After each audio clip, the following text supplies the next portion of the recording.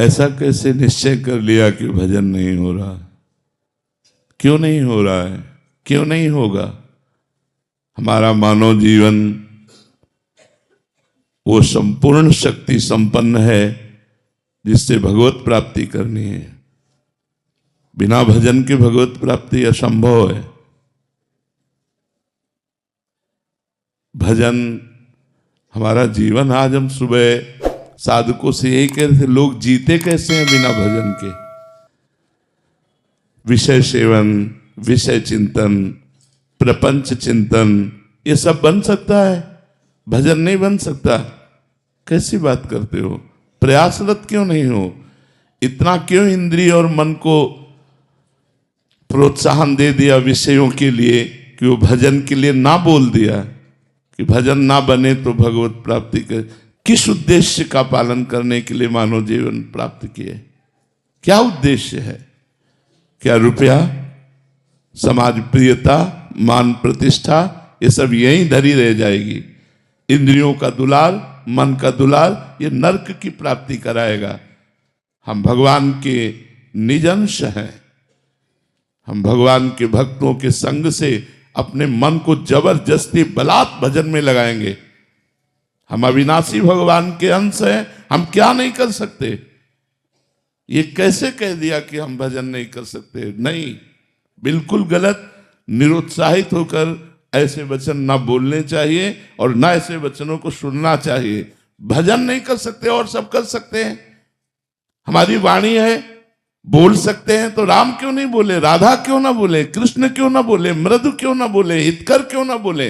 हाथ है तो हम परोपकार क्यों ना करें? पैर है तो हम प्रदक्षिणा क्यों ना करें? हृदय है तो हम भगवान को समर्पित क्यों ना करें?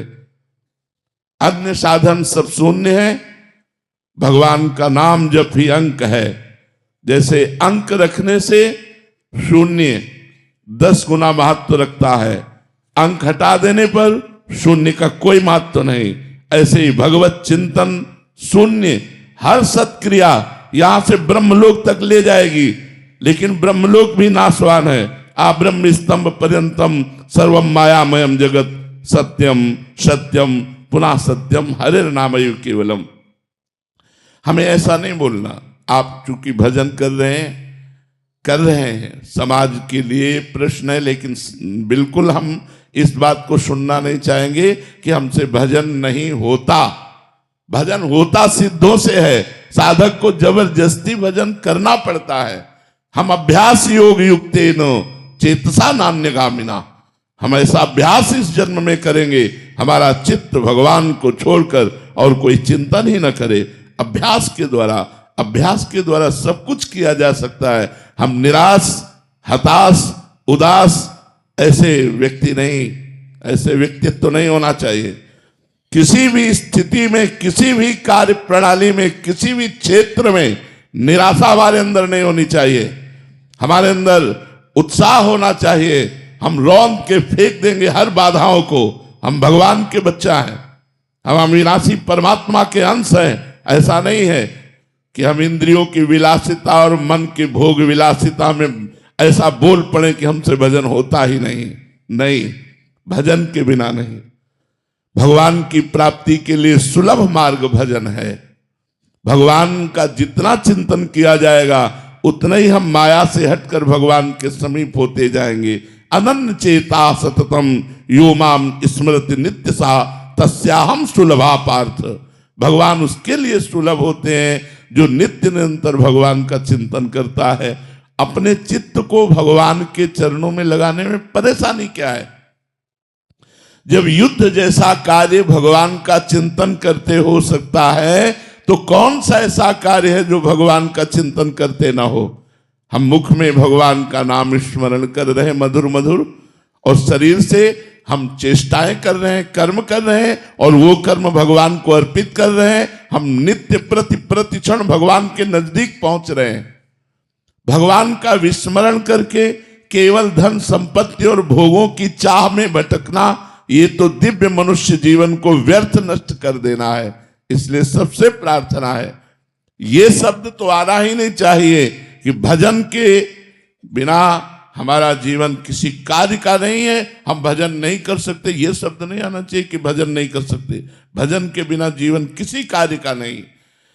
जब आप सुअर कुत्ता बनोगे तब भजन करोगे, जब आप पशु पक्षी बनोगे तब भजन करोगे। अरे दुर्लभो मानुषो देहो, इतना दुर्लभ मनुष्य शरीर मिला, यदि इस मनुष्य शरीर में अपने प्रभु से प्रेम न कर पाए, प्रभु को रिझा न पाए, तो और क्या है। और प्रभु के प्रेम की प्राप्ति, प्रेम मूल यह नाम है, भगवान का नाम ही प्रेम मूल है। ब्रह्म राम ते नाम बड़ वरदायक वरदान, भगवान से भी बढ़कर भगवान का नाम है। यदि हम राम राम कृष्ण कृष्ण हरि हरि राधा राधा प्रतिपल रट रहे हैं तो भगवान हमारे हृदय में प्रकाशित होंगे, भगवान हमारे नेत्रों में जरूर वो सामर्थ्य देंगे कि इस माया का पर्दा हटाकर हम कण कण में क्षण क्षण में भगवान का अवलोकन करें। भगवान विराजमान है। इसलिए ये निरुत्साहित करने वाली बात तो किसी की जबान में नहीं आनी चाहिए। हम प्रयास करेंगे, हो सकता है हमारा प्रयास असफल प्रयास रहे, लेकिन हम फिर प्रयास करेंगे तो 1 2 3 बार 4 बार हम किसी बार तो सफल प्रयास करने वाले बन ही जाएंगे। हमें निराशा बिल्कुल पसंद नहीं। हताश होना, उदास होना, निराश होना ये हमारे जीवन में नहीं, और ये हम मनुष्य जीवन में बर्दाश्त नहीं करना चाहते। आप लोग वहीं परास्त हो रहे हो जहां भगवान का आश्रय नहीं। क्या है, आप विचार करके देखिए, जिसकी दोनों किडनी फेल हो, डायलिसिस हो रहा हो, शरीर भीषण कष्ट से युक्त हो, हम दहाड़ रहे हैं, अभी मृत्यु हो जाए उसकी क्या परवाह। हम भगवान के जन हैं, भगवान के अंश हैं, हम कोई शरीर थोड़ी है। शरीर अगर कष्ट में है तो वो अपनी तरफ बना रहे, हम अपनी तरफ हैं। हमारा जन्म केवल इस बात को लेके बैठ जाए कि हमारी किडनी खराब, हमारा कष्ट है, अब हम कुछ कर नहीं सकते। नहीं, हम हर वो कार्य कर सकते हैं जो स्वस्थ आदमी कर सकता है। हमारे में जोश होना चाहिए, हमारा में संकल्प शक्ति होनी चाहिए। वो तभी होगी जब अध्यात्म से जुड़ोगे।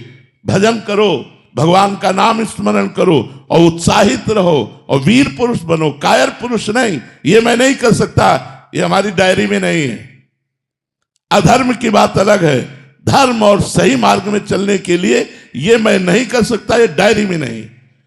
हमें जो सतमार्ग में करना है वो हम करेंगे। भजन बड़ा है या माया का प्रकोप बड़ा है, भगवान की कृपा बड़ी है या माया का प्रकोप, ऐसा नहीं। हम सबसे प्रार्थना करते हैं, आप लोग कायर बनोगे तो ना इस लोक के रह जाओगे ना परलोक के रह जाओगे, और वीर बनोगे तो जो चाहोगे वो प्राप्त कर लोगे। तुम भगवान की संतान हो, महाबली अनंत वैभवशाली हनुमान जी महाराज जिनके चरणों को दुलार करते हैं, उन भगवान के बच्चे हो, उन भगवान के अंश हो। तुम में अपार सामर्थ्य, तुम अपनी शक्ति को जागृत करो और जागृत करके भगवत प्राप्ति करो।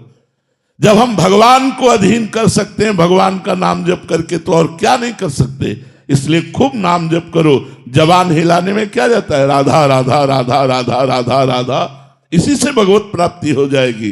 जो कर्म करो भगवान को समर्पित करो, खूब नाम जप करो। देखो भोग विलास तो लंका में भी बहुत था, लेकिन विभीषण जी ने भक्ति की कि नहीं की।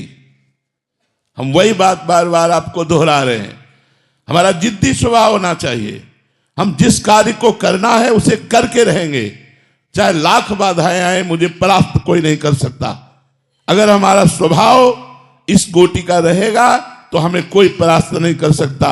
लंका निश्चर निकर निवासा, यहां कहां सज्जन कर वासा। जहां एक भी सज्जन पुरुष नहीं, घोर राक्षसी प्रवृत्ति का तांडव हो रहा है, वहां विभीषण जी ने वो भक्ति की कि भगवान कह रहे, तुम सारी के संत प्रिय मोरे, धरो देह नहीं आन निहोरे। तुम्हारे जैसे संतों के लिए मैं अवतार धारण करता हूं। जब लंका जैसे क्षेत्र में भक्ति का विस्तार विभीषण जी ने अपने हृदय में कर लिया, तो हम चाहे अमेरिका में हो, चाहे हॉलैंड में हो, चाहे इंग्लैंड में, कहीं भी हो, जब हम नहीं बदलने वाले तो हमें कोई नहीं बदल सकता। हम मांस नहीं खाना चाहते, कोई नहीं खवा सकता। हम मदिरा नहीं पीना चाहते, कोई नहीं पिला सकता। हम व्यभिचार नहीं करना चाहते, कोई नहीं करा। और अगर हम करना चाहते हैं तो भारत में क्या वृंदावन में करोगे? क्या नहीं है यहाँ? अगर भगवान है तो सब कुछ है। यहाँ भगवान भी है तो सब कुछ है। अगर हम भजन ना करना चाहें तो वृंदावन में भी भजन नहीं होगा, और भजन करना चाहे तो अमेरिका में, इंग्लैंड में, हॉलैंड में, जहां भी हो तुम सब जगह भजन कर सकते हो, क्योंकि आपको भजन करना है। हम एक ही मेज में बैठे हैं, दूसरा कुछ खा रहा है, हमें जो पसंद है वो हम पा रहे हैं, राधा राधा राधा, उसका प्रभाव हमारे ऊपर थोड़ी पड़ जाएगा।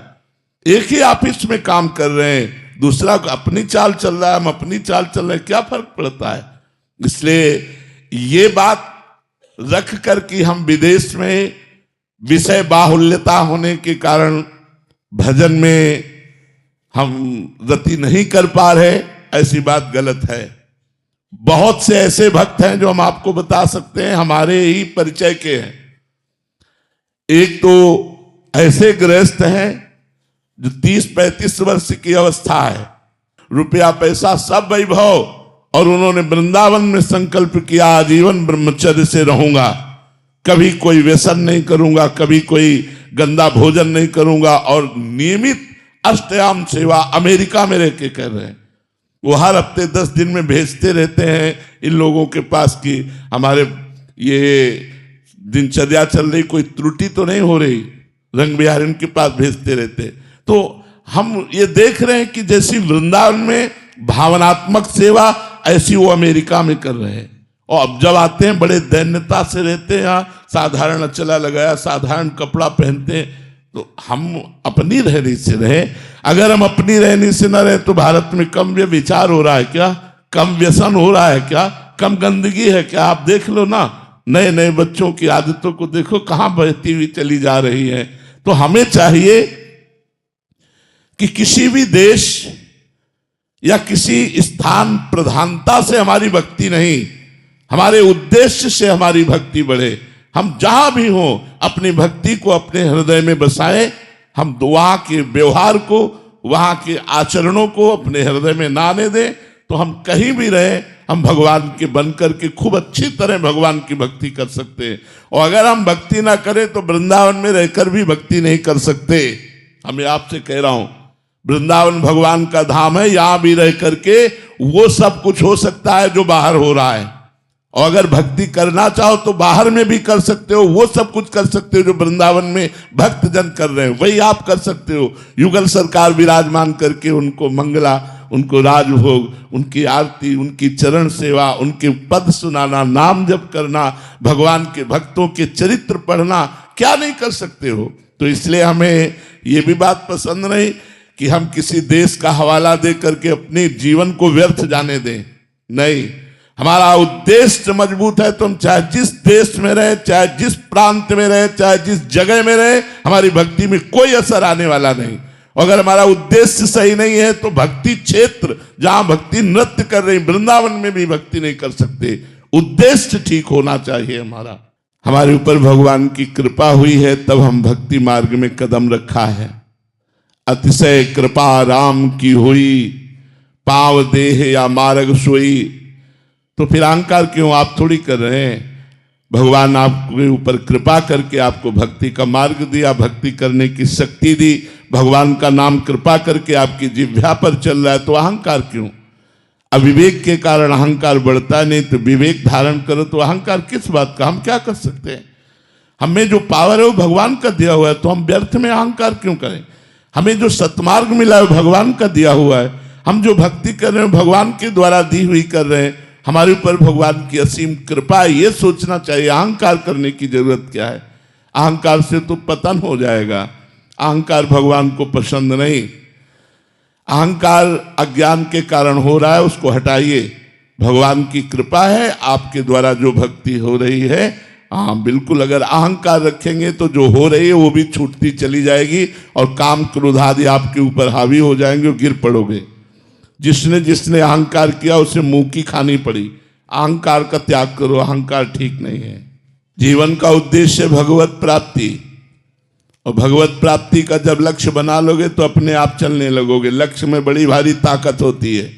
जब हमारा लक्ष्य बन जाता है कि हमको ऐसे चलना है, हमको अमुक जगह पहुंचना है, तो हम में पावर आ जाता है। लक्ष्य में पावर है। प्रिया प्रीतम की प्राप्ति करनी है, भगवत प्राप्ति करनी है, तो यही तुम्हें धर्म से चलना सिखा देगा।